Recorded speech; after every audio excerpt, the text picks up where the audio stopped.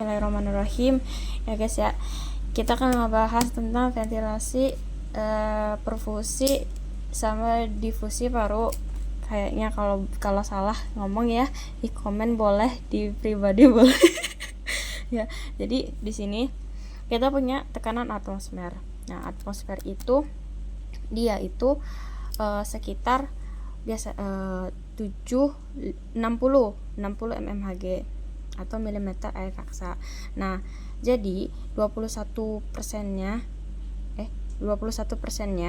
itu sekitar 160 untuk CO2-nya O2-nya sendiri. Ini O2 ya, ini O2. Nah, untuk CO2-nya itu sekitar 0,23 di atmosfer. Nah, dia itu bisa masuk kenapa? Karena perbedaan tekanan. Jadi perbedaan tekanan antara 160 sama pressure dari O2 nya itu adalah 100. Nah, kalau di karena perbedaan tekanan dia itu bakal bisa masuk. Nah, O2 nih otomatis masuk nih kayak gitu kan ke alveolus dan ke alveolus kayak gitu kan ya. Terus dia itu bisa berdifusi karena perbedaan tekanan juga, namanya juga difusi kan. Nah, difusi itu dari tekanan tinggi ke tekanan rendah. Nah, di dalam vena, ini kan vena ya. Vena.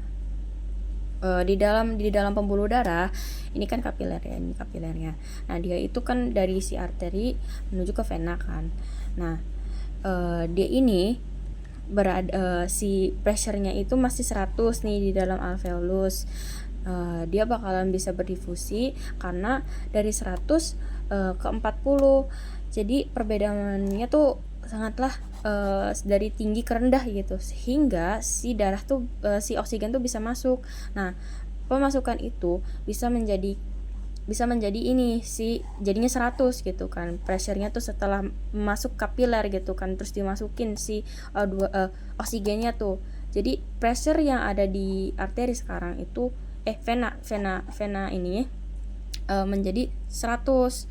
Nah, dan dia itu bakalan dipompakan sama si jantung menuju ke jaringan. Nah, jaringannya ini berbeda lagi, yaitu dari 100 ini kan tadi pressure-nya udah 100 kan, O2-nya tuh CO2-nya tuh.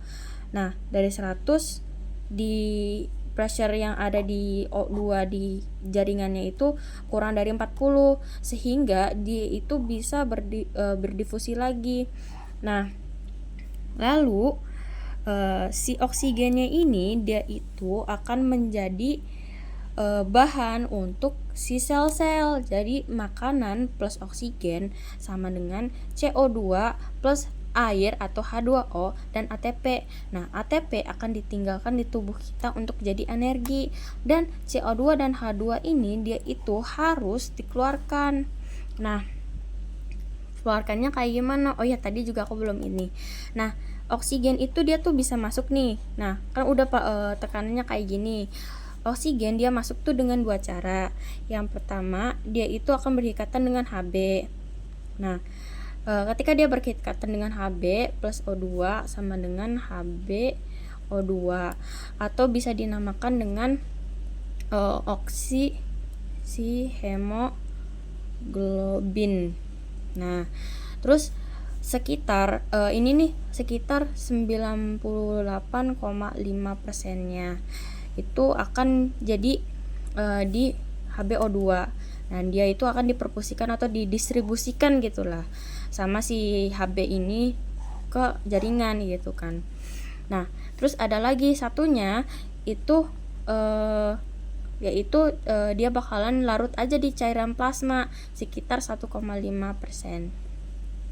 Dia bakal larut di cairan plasma dan dijadikannya si pressure atau PO2-nya ini. Jadi pressure yang ada di O2 ini sekitar 0,5%-nya dari si oksigen gitu. Nah, ketika dia udah masuk nih ke ke jaringan dan dia udah ditaruh dan hasilnya tuh seperti ini, si CO2. Nah, cara si CO2-nya itu diperfusikan lagi atau didistribusikan lagi, mau langsung masuk ke respirator itu gimana caranya? Yaitu dengan 3 cara. Yang pertama, 70%-nya akan dijadikan bikarbonat.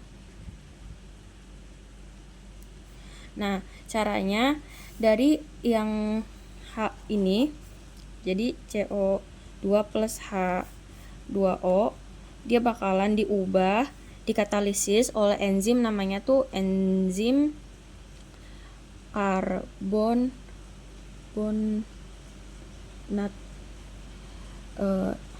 anhidrase.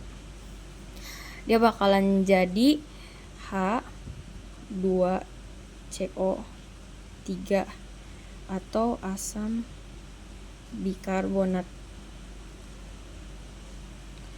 Dan dia akan jadi H plus HCO2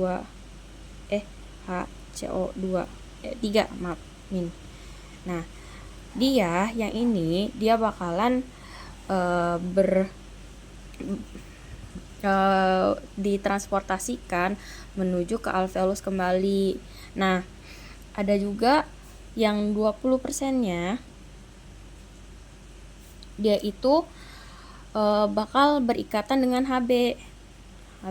Jadi ditambah CO2, jadi HCO2. Kalau nggak salah kayak gini ya, aku lupa. Tapi namanya itu lupa aku.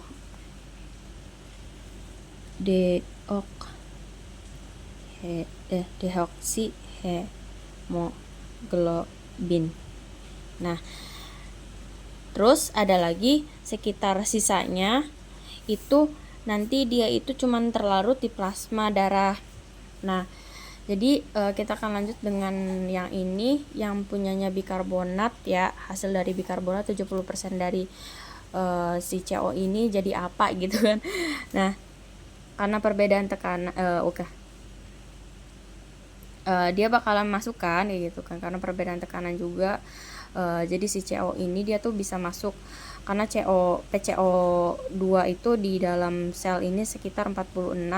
Nah, kalau di luar itu sekitar 40, sekitar 40 kayak gitu. Dia bisa keluar dan hasilnya itu masih dalam 46 gitu kan, sesudah dia keluar dari kapiler gitu.